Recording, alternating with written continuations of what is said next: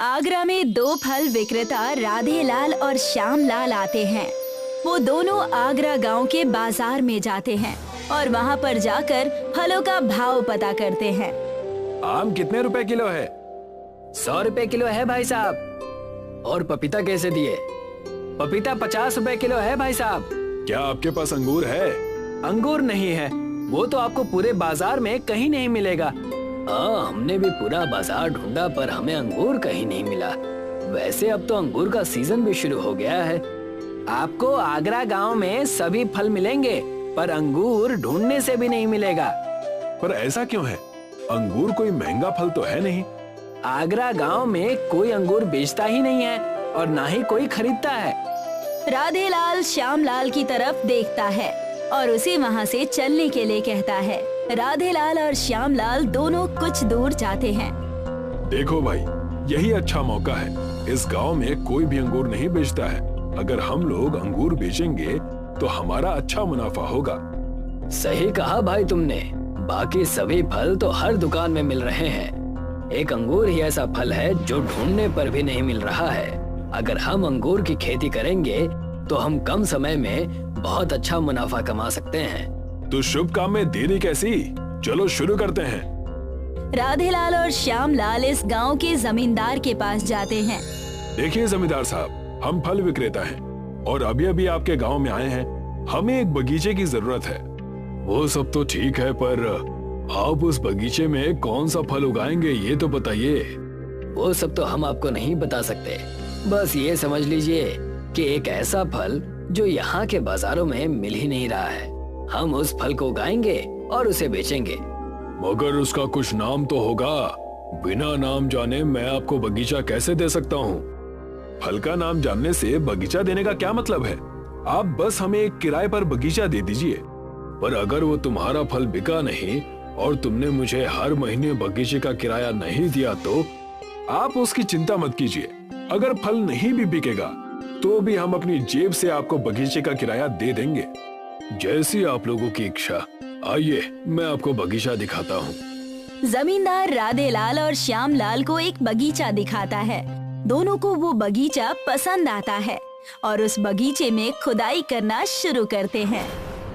Shyam Lal nursery से अंगूर की बहुत सारी बीज लेकर आता है और दोनों भाई मिलकर पूरे बगीचे में अंगूर की बीज लगा देते हैं। लो भाई, पौधे लगाने का काम तो खत्म हो गया।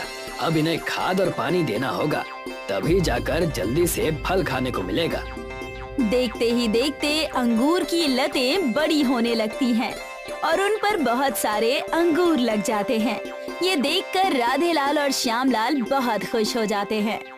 देखो भाई, हमारी मेहनत रंग लाई है।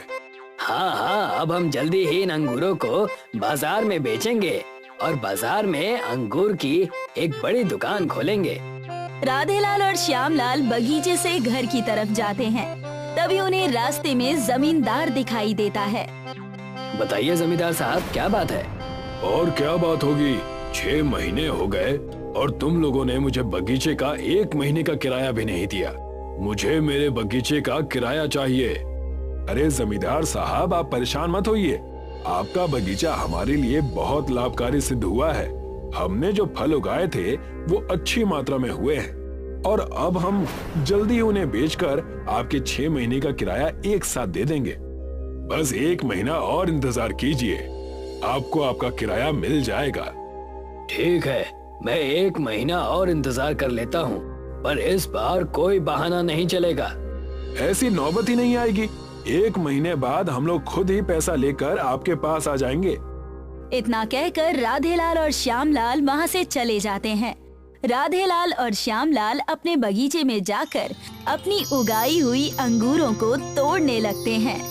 राधे लाल और श्याम लाल दोनों अंगूर तोड़कर बाजार में जाते हैं और वहाँ पर बाकी फल विक्रेताओं के बीच में अंगूर का ठेला लगाकर खड़े हो जाते हैं। ले लो, ताजे ताजे अंगूर ले लो। भाई साहब, अंगूर कैसे दिए? 100 रुपए किलो। 1 किलो दे दीजिए। ग्राहक अंगूर लेकर अपने घर चली जाती है। राधे लाल और श्याम लाल दूसरे ग्राहकों को अंगूर बेच रहे थे कि तभी वहाँ पर पहली वाली ग्राहक चिल्लाती हुई आ गई। अरे रे, ये बेचे हैं वो अंगूर कम, लोहे की जंजीरें ज्यादा लग रही है। ग्राहक की ये बात सुनकर राधेलाल और श्यामलाल दोनों चौंक जाते हैं।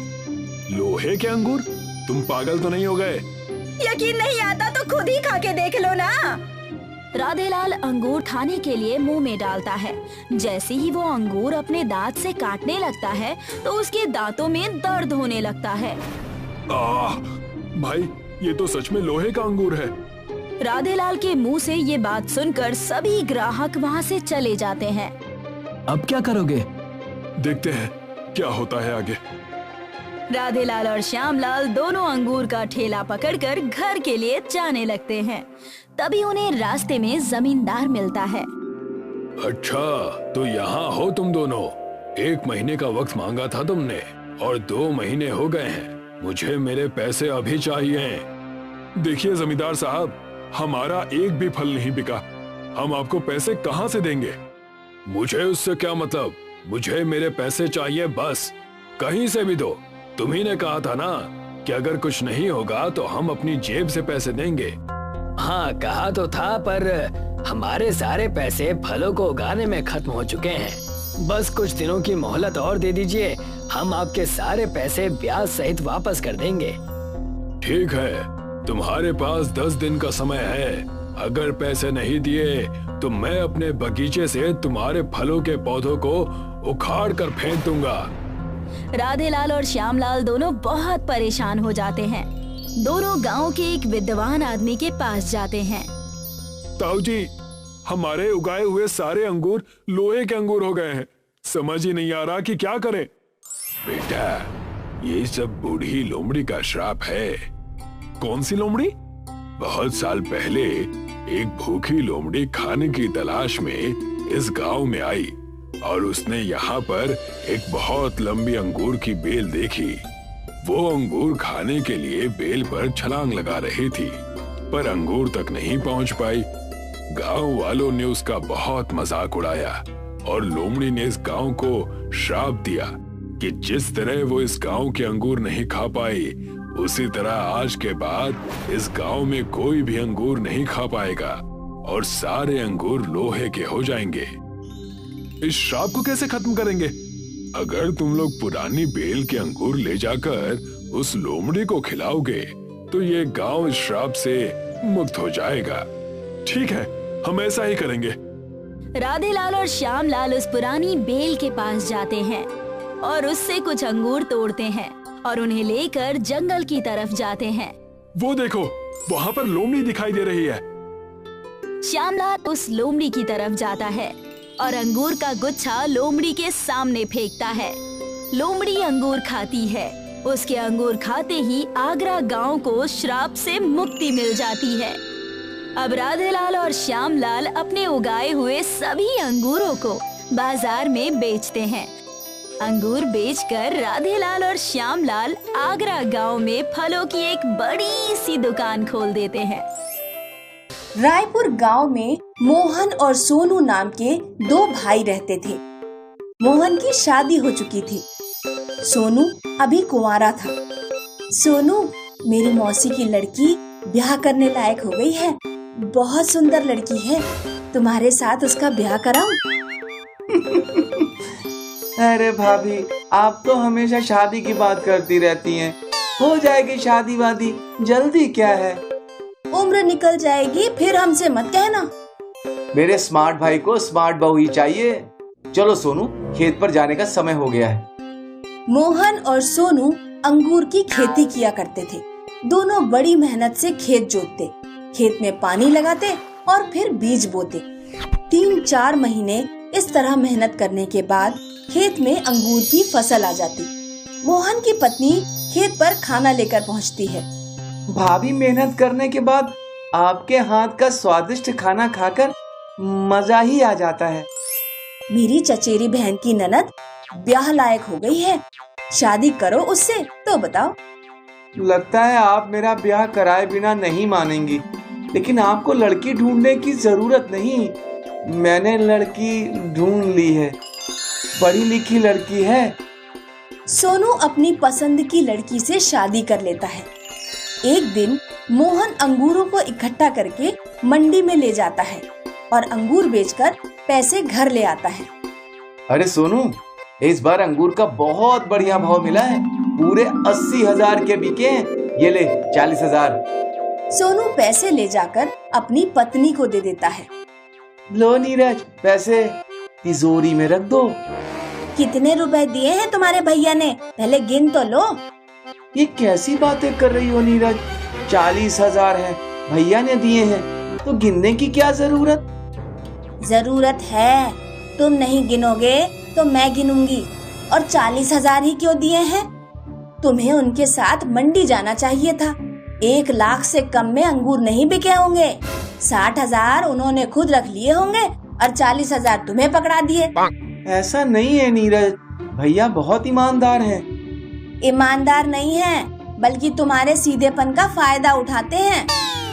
सोनू की पत्नी मोहन के खिलाफ सोनू को भड़का देती है। सोनू अपनी पत्नी की बातों में आ जाता है। वो गुस्से में मोहन के पास जाता है। भैया, मुझे हिसाब चाहिए और आज से आधा खेत आपका और आधा खेत मेरा। दोनों अलग अलग खेती करेंगे और अलग अलग ही रहेंगे। अगले सीजन में मोहन अपनी खेती अलग करता है और सोनू अलग। मोहन बैलगाड़ी से खेत जोतता है, सोनू ट्रैक्टर से जोतता है। मोहन कुएं से पानी निकालकर हाथों से सिंचाई करता है और सोनू पंप से सिंचाई करता है। मोहन प्राकृतिक खाद का इस्तेमाल करता है, सोनू रासायनिक खाद का इस्तेमाल करता है और अपने खेत में जमकर कीटनाशकों का प्रयोग करता है। मोहन के खेत में बहुत बढ़िया खेती होती है। मोहन के अंगूर बड़े और मीठे होते हैं, जबकि सोनू के अंगूर खट्टे और कड़वे होते हैं। सोनू रात में अपनी पत्नी से कहता है, मोहन भैया का अंगूर इतना बढ़िया हुआ है और हमारे अंगूर बिल्कुल खट्टे और कड़वे हैं। हमने मोहन भैया से अलग होकर अपना ही नुकसान कर लिया।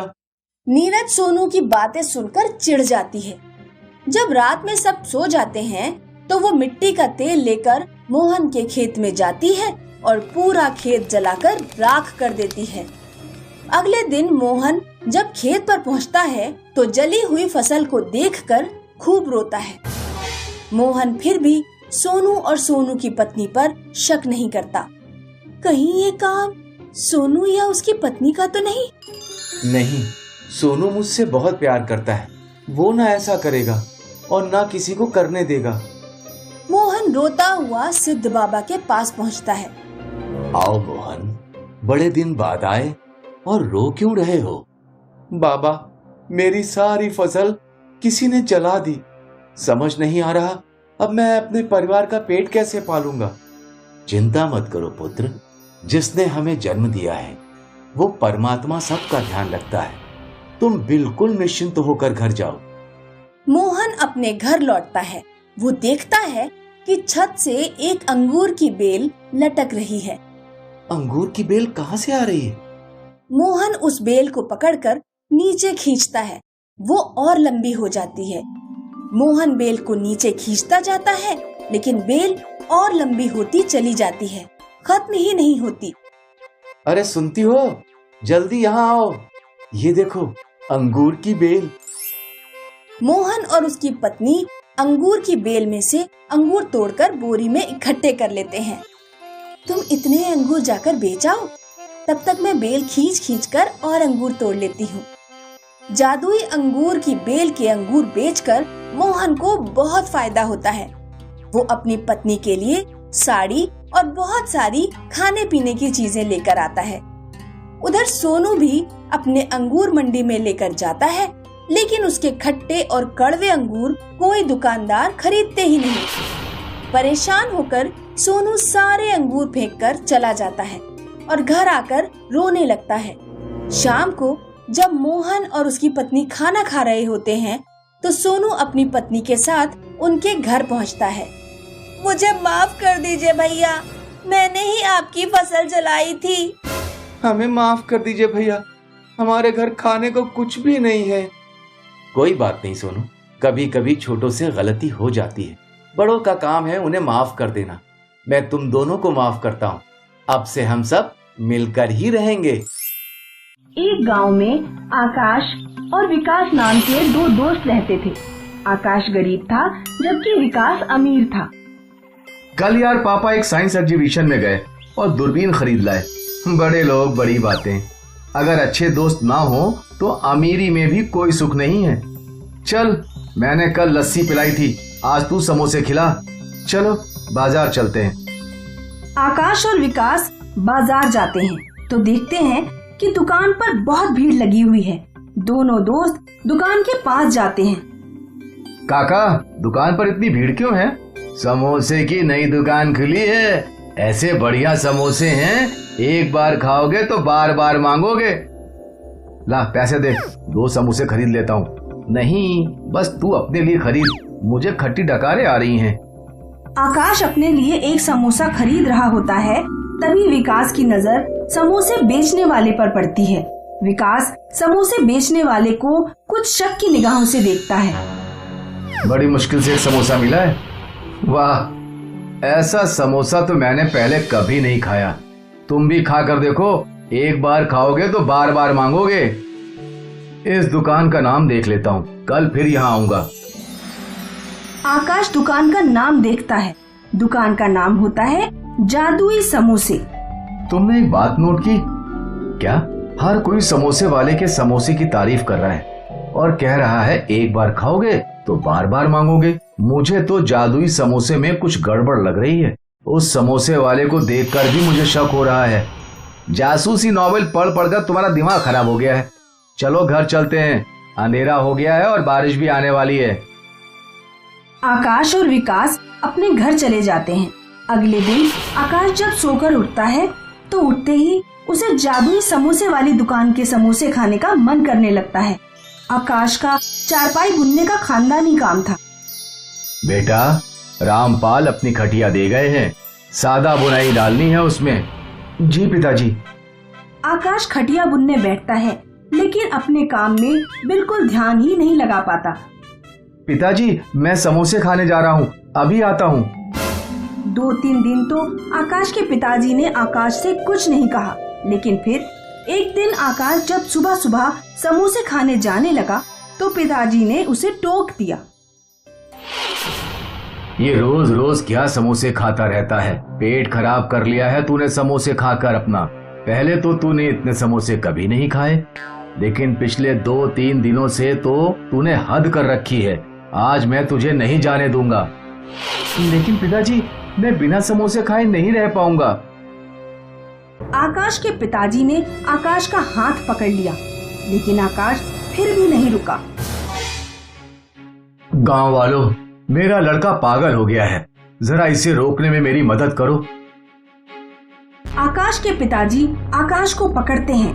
पिताजी को एक आदमी पकड़ता है, उस आदमी को दूसरा आदमी पकड़ता है, दूसरे को तीसरा, तीसरे को चौथा। इस तरह पूरी एक चेन बन जाती है। आकाश अपने पिताजी से हाथ छुड़ा लेता है, पूरी चेन एकदम से गिरती है। आकाश उस दिन भी जाकर समोसे खाता है। अगले दिन आकाश के पिताजी विकास के घर जाते हैं। विकास बेटा, पता नहीं आकाश को क्या हो गया है। बाजार में जादुई समोसे नाम की जो नई दुकान खुली है, बार बार उसी दुकान के समोसे खाने जाता है। आप चिंता ना करें अंकल जी, मैं सब कुछ संभाल लूंगा। उस दिन जब रात को जादुई समोसे की दुकान का मालिक दुकान बंद करके अपने घर की ओर लौट रहा था तो विकास ने दूरबीन से उसे देखा। विकास दुकान के मालिक का पीछा करता है। बहुत जल्द पूरे गांव को हमारे समोसे की लत लग जाएगी, तब हम बहुत अमीर हो जाएंगे। गांव वाले मूर्ख, जानते ही नहीं कि तुम एक केमिस्ट हो और समोसों में नशीला पदार्थ मिलाते हो और फिर लोगों को समोसे की लत पड़ जाती है। हल्के बोल, किसी ने सुन लिया तो मारे जाएंगे। विकास सारी बातें सुन लेता है। अगले दिन विकास कुछ गांव वालों के साथ जादुई समोसे वाली दुकान पर पहुंचता है। क्या बात है, तुम लोग यहाँ क्यों आए हो?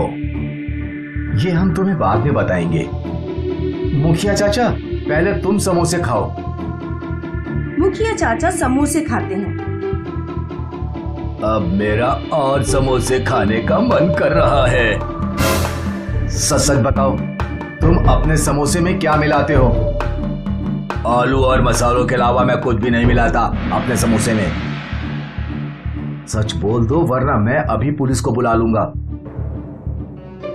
पुलिस का नाम सुनते ही दुकान का मालिक डर जाता है और सब कुछ कबूल कर लेता है। मुझे माफ कर दो। अपनी बिक्री बढ़ाने के लिए मैं समोसों में नशीला पदार्थ मिलाता था ताकि लोगों को समोसे की लत लग जाए और वो बार बार मेरी दुकान पर समोसे खाने आए। विकास तुरंत पुलिस को फोन लगाता है। पुलिस आकर केमिस्ट को गिरफ्तार करती है। इसीलिए मैं तुमसे कहा करता था कि बाहर की चीजें ज्यादा नहीं खानी चाहिए।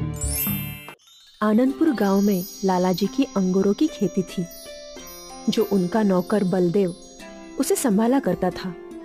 लालाजी बीच बीच में खेत देखने आ जाया करते थे। क्यों बलदेव, सब कुछ कैसा चल रहा है?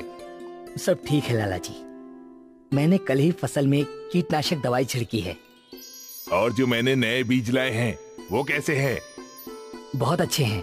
ये देखिए, उन बीजों से मोटे मोटे अंगूर उग रहे हैं। अच्छी बात है। मोटे अंगूरों का ज्यादा दाम मिलेगा हमें। जी लालाजी। लालाजी ने बलदेव को पगार पर रखा था। बलदेव एक बहुत अच्छा किसान था, पर उसके पास खुद की जमीन नहीं थी। वो लालाजी के खेतों पर किसानी करता था और इसके बदले लालाजी उसे हर महीने तनख्वाह देते थे। रोज शाम 6 बजे बलदेव अपने घर के लिए निकल जाया करता था। एक दिन की बात है, बलदेव खेत पहुंचा और उसने देखा कि कई सारे अंगूर की गुच्छे गायब थी।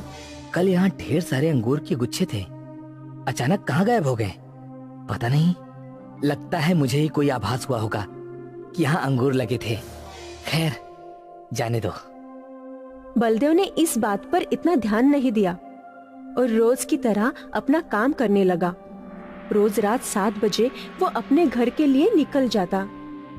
अगले दिन भी वही हुआ। बलदेव अंगूरों के खेत पहुंचा और वहाँ कई अंगूरों के गुच्छे गायब थे।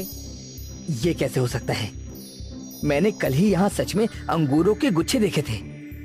कुछ तो गड़बड़ है यहाँ पर। लगता है कोई मेरे अंगूरों को चोरी कर रहा है। अगर लाला जी को ये बात पता चल गई तो वो मुझे काम से निकाल देंगे। नहीं नहीं, मैं ऐसा नहीं होने दे सकता। मैं आज रात को उस चोर को कैसे भी पकड़ कर रहूंगा। बलदेव ने ठान ली कि रात को वो अंगूरों के चोर को पकड़ेगा। शाम के 7 बजे और बलदेव रोज की तरह अपने खेतों से निकल गया। पर इस बार वो अपने घर नहीं गया, बल्कि पास के एक बड़े पेड़ के पीछे छिप गया। बलदेव ने अपने साथ एक लाठी ले रखी थी। आज रात को उस चोर की चटनी बना दूंगा मैं। फिर वो कभी भी मेरे अंगूरों को चोरी करने के बारे में सोचेगा भी नहीं। बलदेव खेतों पर नजर लगाए बैठा था। आधी रात हो गई, लेकिन चोर अब तक आया नहीं था। अभी तक वो चोर क्यों नहीं आया?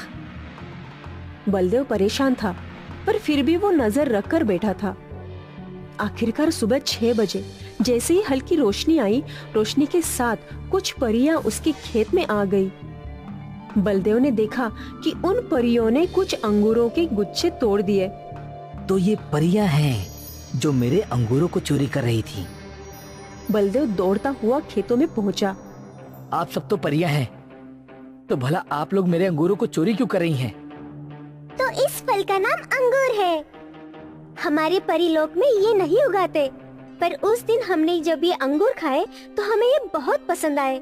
तब से हम इन्हें तोड़कर खा रहे हैं। पर आपकी वजह से मेरे मालिक मुझे नौकरी से निकाल देंगे। ऐसा क्यों? ये अंगूरों के बाग लाला जी के हैं। लाला जी हर महीने मुझे तनख्वाह देते हैं इन अंगूरों को उगाने के लिए। अगर आप लोग ऐसे ही सारे अंगूरों को खा लेंगी तो वो मुझे तनख्वाह नहीं देंगे और काम से भी निकाल देंगे। अरे रे, क्षमा कीजिए, हमें सब बातें पता नहीं थी। पर हमें ये अंगूर बहुत पसंद है, लेकिन हम तुम्हारे साथ भी अन्याय नहीं कर सकते। मेरे पास एक सुझाव है। क्या आप हमारे साथ हमारी दुनिया में आएंगे? आप हमें वहाँ अंगूर उगाना सिखा दीजिए। और इसके बदले हम आपको ढेर सारे सोने के सिक्के दे देंगे। सोने के सिक्के? हाँ, और फिर हम अपने अंगूर खुद उगाना सीख भी जाएंगे। ठीक है, मुझे मंजूर है। बलदेव ने कुछ अंगूर की बीज ले ली और फिर परियों ने एक दूसरे का हाथ पकड़ा और बलदेव का भी, और कुछ मंत्र पढ़ा। मंत्र पढ़ते ही बलदेव भी परियों के साथ उड़ने लगा। बलदेव परियों के साथ बादलों के ऊपर उड़ रहा था। परियां बलदेव को बादलों के बगीचे में ले आई। इस बगीचे में बहुत ही सुंदर सुंदर रंग बिरंगे फूल थे। ये तो अद्भुत है। बलदेव सारा बगीचा देखकर खुश था। मुझे समझ में नहीं आ रहा कि बिना मिट्टी के ये सब कैसे उग गए। ये बादल जादुई है। ये बादल बिल्कुल जमीन की मिट्टी की तरह है। इस पर जो भी बीज उगाओगे वो धरती की भांति ही उग जाएंगे। बलदेव ने उस बादल पर कुछ अंगूरों के बीज छिड़के और उसके बीज छिड़कते ही बीजों से अंगूर के पौधे निकल आए। काश धरती पर भी ऐसे आसानी से पौधे उगाए जा सकते। अंगूरों के पौधों को रोज पानी देना होता है और तो और इनकी जांच भी करनी होती है कि इनमें कोई कीड़े न लग जाए। एक परी ने जादू किया और उनके सामने एक छोटा बादल आ गया।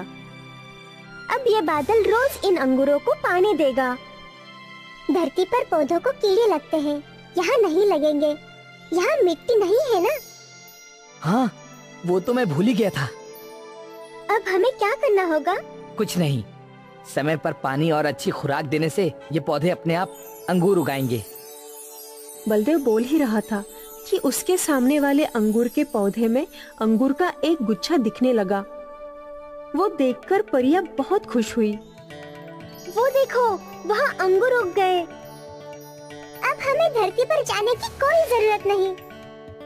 स्वादिष्ट अंगूर हम खुद अपने ही बादलों पर उगाएंगे। आपका बहुत बहुत धन्यवाद। जी। परी ने फिर से जादू किया और बलदेव के हाथ में एक बहुत बड़ा मटका आ गया। इस मटके में सोने की मोहरें थी।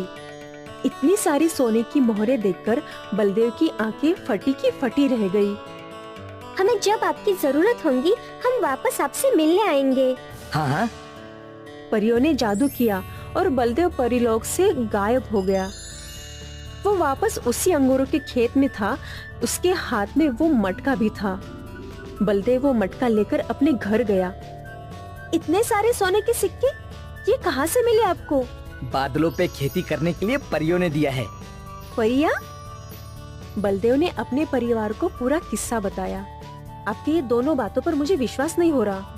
पहली कि हम अमीर बन गए और दूसरी ये कि बादलों पर भी खेती होती है।